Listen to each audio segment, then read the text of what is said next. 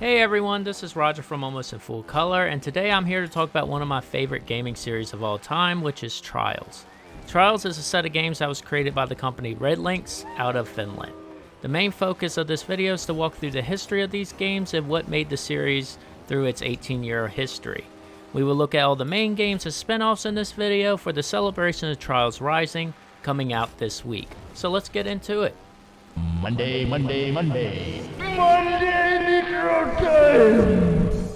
Trials first appeared as a Java-based game on many websites in the year 2000. This game was used to help show the 2D physics engine that RedLynx has been working on for some time. They liked the mechanics of making a Trials-based game due to the ease of understanding and the goals of it, and how difficult it is to master. The game's controls hasn't changed much throughout the game history, which the focus was on controlling acceleration, braking, and leaning the rider with the bike. The first game was known as Trials Basic, where there was a total of 4 tracks including the 2 tutorial tracks. Each scene of the game would show 2 of the tracks, having the first track in the foreground with the second part in the background that you could race. The world for this game was set in a stadium which resembled very closely to real-life trial motorcycle places. The obstacles were also realistic that featured rocks, pipes, ramps, and boxes to drive over and try to conquer. Through this first release into 2003, RedLynx continued to expand the game to complete the Trials Basic and Pro by adding more tracks in the same stadium settings. We would also get to see some of the fun of RedLynx with the Frosty levels, which were kind of winter-themed courses with snowman. The biggest draw to this game was the physics engine they used. Leaning the rider while traversing the level was a challenge, but felt very realistic for the time. The bikes back then were what I would kind of say of a more bouncy physics than what you would expect nowadays, since you would end up bouncing off of slopes in a more exaggerated fashion. But since this was a browser-based game, this was a very huge accomplishment for the time. So much so that it was estimated that 20 to 30 million unique players played these versions of Trials during this time. RedLynx also introduced 2 expansions during the browser phase, as I'm going to call it, and these were called Trials Construction Yard and Trials Mountain Heights, and they were both released 2004 and 2005 respectively. These spin-offs moved the level design out of the stadiums that we were used to something outside, but still keeping it very realistic. The construction yard found the rider at construction sites, including dirt backgrounds and jumps, along with other obstacles that we kind of expect from a construction yard. Since these were expansions, the same physics and graphics were used, but we were introduced to longer tracks that we kind of scrolled through more on the screen. Mountain Heights was released a year later and had a more outdoor feel. You had mountains, obviously, with some cliffs and stuff to jump off of. The Mountain Heights also introduced bigger jumps and gaps to clear. All these games were browser-based and hard to find online now, but are packaged in something called a Trials Legend Pack in 2010. These packs include all the versions that I mentioned and included 6 bikes. I do remember Trials Basic only having 3, but as I mentioned before, it's kind of hard to find some of these games, so I can't really comment on the bikes they had. After RedLynx focused on mobile gaming more during the expansions and kind of had a 2-year break, they came back in 2007 to release Trials 2 as a PC game. They did something very interesting. Since they started as browsers, they released a demo browser game through miniclip.com to help promote it, which featured a tutorial and 4 tracks. This Flash-based version improved the graphics engine a lot from the original. The graphics did have a little more of a cartoony look, but it was free advertisement, so it was a free game for people, and it was well done. If you purchased the PC game, you got a total of 16 tracks, and people liked it. They liked it so much so that in March 1st, 2008, they released Trials 2 Second Edition, or I will refer to as SE. This is the version that you'll find on Steam today and featured more than 50 tracks. Since they were not in a browser, we were introduced to a world that was called 2.5D graphics, where it was 3D background, but we were still on a 2D plane, and the physics engine was well improved. SE added a lot of new features like global leaderboards, achievements, and game chat to talk to other racers. ghost racing, and the ability to play with the controller, which was a huge hit. And the game looked beautiful for the time. We were able to see the world in 3D and actually become immersed and feel like we were actually in a real Trials environment. Trials 2 introduced what I would call the warehouse phase. So all these tracks had a set in a warehouse, and we had objects that were kind of similar to the construction yard with pipes, tires, boxes, and some rocks. And they kind of added more ramps, and this is where we were introduced to loops at first. They had the race mode, which is the normal Trials that we were used to, but they also introduced us to 3 other modes. Flip, which you had to do as many front flips or back flips as you can on a track. Wheelie mode to get the most distance, only riding on your back wheel. And lastly, dynamic mode. Dynamic mode was where the obstacles were not fixed and were allowed to move. In the original Trials, most of the boxes all were stationary, but this one they could be budged and cause difficulty, since hitting these can cause a different distance and can mess up your transitions to other objects. This game started to kind of show us the personality of RedLynx also, and why they were a unique company. This is where we were introduced to the squirrels for the first time. To this day, I'm still unable to find a full explanation of why RedLynx liked these squirrels, other than a comment they have on their website saying they are committed to their games as squirrels. The later games will have the squirrels as kind of a big part of Easter eggs and hidden things you can find. Lastly, SE first introduced us to the Inferno track. The Inferno tracks are major in these mainline games, since this is the hardest track made by RedLynx, and as the name will hint to it, there's always fire involved in these tracks. It's always a big accomplishment to complete this track if you're a Trials player, and with Trials Rising coming out, they do have an Inferno track. And these tracks are very, very, very hard. There's some of them I haven't beat, and there's a lot of Trials players haven't been able to beat them either, so it's a huge accomplishment. RedLynx wanted to promote the SE version a little bit more since it was released about a year later, so they had a spin-off for browsers called Trials Dynamite Tumble, with the same look and feel as the Trials 2 promotion game. SE introduced us to a bailout feature that allowed the rider to leave the bike and ragdoll around the course, which was always fun to do. Dynamite Tumble kind of took this ragdoll effect to show, help promote the difference in the game. This promotion game goal was to bail your rider off the bike and hit as many dynamite sticks as possible while ragdolling around to get points. And once again, we kind of see these infamous squirrels heading throughout some of the courses. SE was a huge success that it actually brought them to be featured in the Summer of Arcade promotion on the Xbox 360 with their next game. Trials HD was released in August 12, 2009 on the Xbox Marketplace. RedLynx actually, for this version, started from scratch and overhauled their whole physics engine to make a more 3D engine, and it was a huge improvement.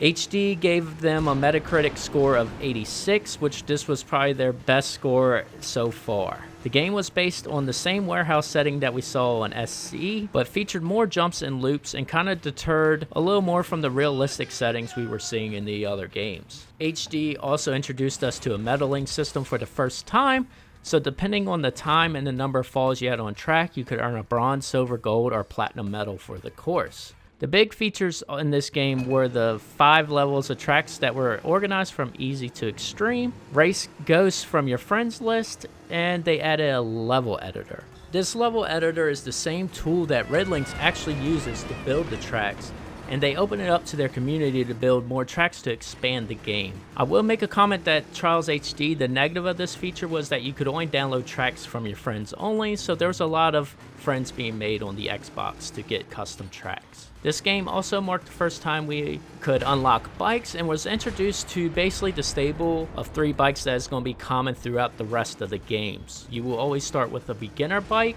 that was kind of basic to control, then you would unlock a heavier but faster bike, and then what I would call the precision one, which you had a lot more control and would be used on the harder courses. The graphics was a huge jump from SE due to the overhaul, and actually they still hold up today while I was playing this for this video. HD added more skill games, which pushed the game into a more neat place.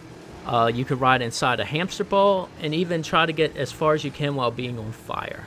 Trials HD had 2 DLC packs called Big Pack and Big Thrills for 400 points on the Xbox Marketplace, totaling the game to 75 tracks. This DLC introduced crazier tracks where we started to get bigger jumps, and we even started seeing the uniqueness of Trials come out with even an 8-bit style level. Tournament mode was also introduced in Trials HD, which allowed players to select a bunch of tracks and run them back to back like a marathon.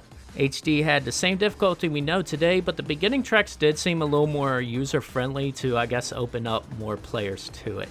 This was the first game where RedLynx started to add Easter eggs, and we see the appearance of more hidden squirrels.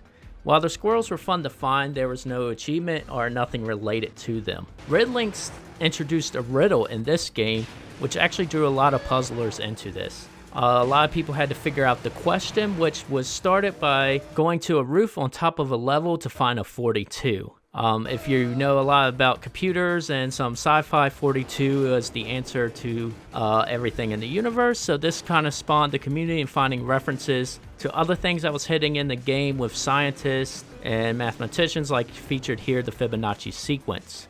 The overall riddle here was to kind of question everything. RedLynx was acquired by Ubisoft in 2011, which led to a new release of a game on the Xbox in April 18, 2012 called Trials Evolution, which actually was their highest rated game with a 90 on Metacritic. This game would eventually land on the PC in 2013 called Trials Evolution Gold Edition. Evolution is where we kind of leave this warehouse phase and go into this huge world environment ranging from like riding on roads, outdoors in the mountains, and even going into other video game styles such as Limbo. The new features was curved driving lines and multiplayer. Multiplayer was tracks that had 4 lanes that allowed racers to race their friends online or in local. This edition was fun since racers didn't have to race their friends as ghosts anymore. Evolution modified the physics engines to be smoother and removed some of the minor quirks that was in the engine. While HD started out a little more serious, Evolution did take this to a step further. Their tracks, again, range from like kind of the normal style we expected to even riding tracks that look and resembled roller coasters. The skill games added were very difficult. They kept the kind of the fire and ski jump and some of the other ones we saw in HD, but added actually new skill games that had nothing to do with motorcycles to help show the engine they built, like you had the Marble Racer style minigame.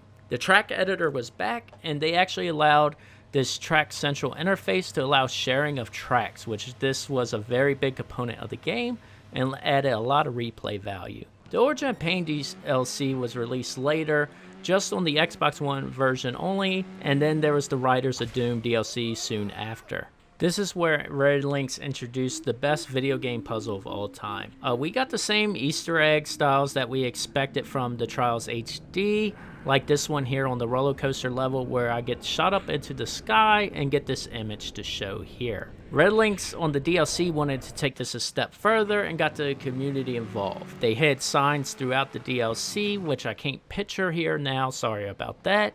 But they pieced them together and found out there was a hidden song in the game, which led them to a website to enter a password, where they got 4 coordinates to real-life locations. In each of these locations, people found that there was a small chest with a key inside. On each of these chests, it written that one of the 5 keys will open a box under the Eiffel Tower in the year 2113. This showed how much RedLynx added to a simple dirt bike game to build a community of players looking for Easter eggs in a simple 2.5D track.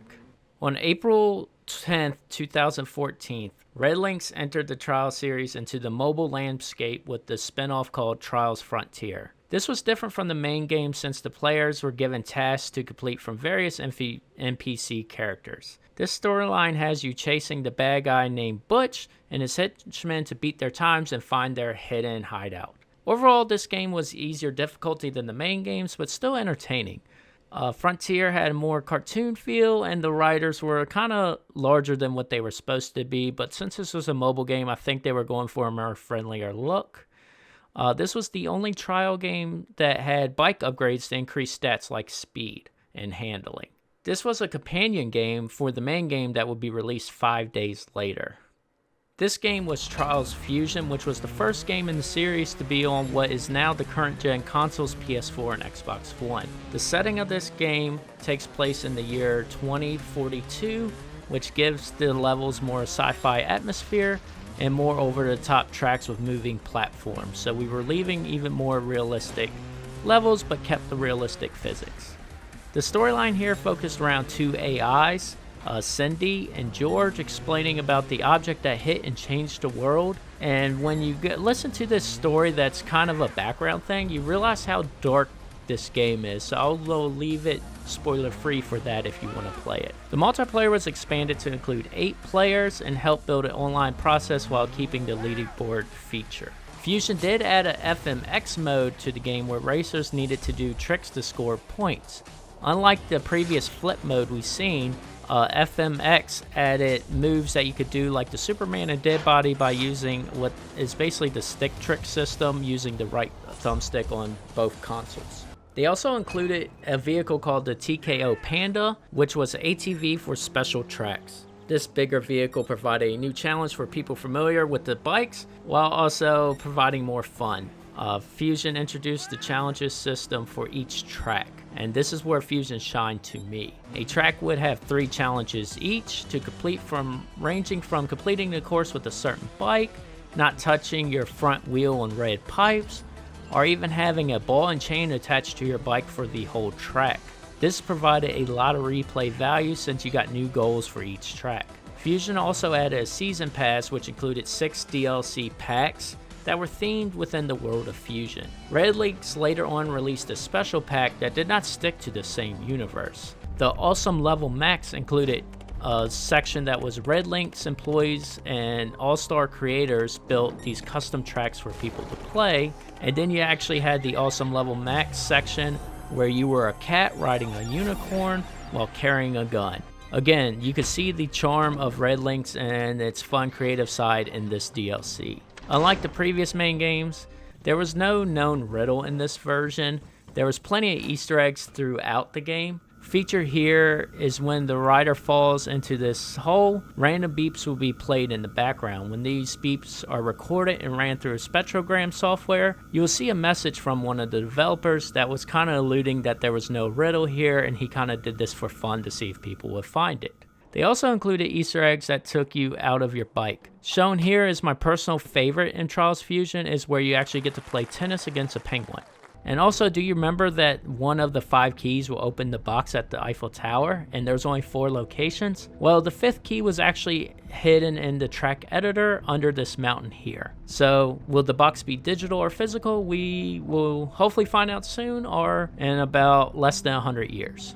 On June 13th, 2016, RedLynx did a cross-promotion with the Blood Dragon universe from Far Cry and a spin-off called Trials of the Blood Dragon. This was a completely different game from the rest of the series. The storyline follows Roxanne and Slater Colt, who are sibling agents taking on missions in a parody sci-fi 80s world. At first, this feels like a normal Trials game. You're on a bike driving around, but then you start getting into these crazy levels. You are given a grappling hook where you can swing to get to place. You're able to shoot guns at enemies and even drive a RC car. RedLynx seemed to really enjoy making this game with all the variants and using the engine to get from bike to minecart or even a platformer game. This game had it all. As a cross-promoted game, this was a nice break and held the community over for a few. Now on to this week, where Trials Rising comes out on the 26th. The setting of this game is actually the real world this time, with actual locations like Mount Everest and the Eiffel Tower, hint hint hopefully. The game promotes full customization of the riders and bikes, which you can be created and shared among users. So this is the first time we can actually add custom outfits to our riders. There are features not shown here, but the one I am actually excited for is the tandem bike, where 2 players control the same bike by splitting the power controls and the balancing controls. So this is my rundown of the history of Trials through its 18-year history as of today. So I'm glad to see that they took a simple concept and have created its own world. I hope you enjoyed this video, and I will see you on Trials Rising. Thank you for your time.